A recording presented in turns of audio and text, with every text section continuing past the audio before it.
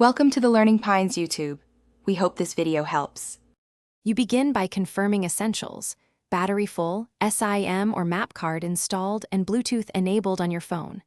Power the Garmin on and follow the on-screen quick setup prompts. Pick language, set date and time, and accept location permissions. Once done, pair the device with the Garmin app on your phone. Open the app, choose Add Device, and follow pairing codes.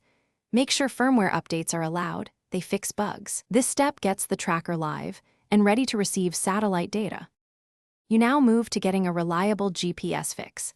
Step outdoors with an unobstructed sky view and keep the unit stable.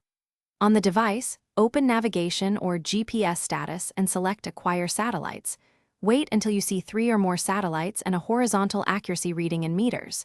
If asked, run compass or altimeter calibration. Follow the on-screen rotate instructions. Once the fix is stable, save a waypoint or start a track. This ensures recorded positions are precise for navigation. You finish by starting the function you need.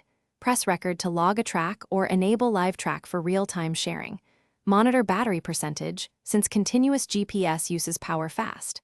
When done, sync with Garmin Connect through the app or Wi-Fi to backup routes and settings. If the GPS fails to lock, reboot the Garmin, toggle GPS mode between GPS and GPS plus GLONASS, and move to a clear area. Make sure firmware is current. That single troubleshooting tip usually resolves persistent fix issues. Thanks for watching. Consider subscribing if we helped you.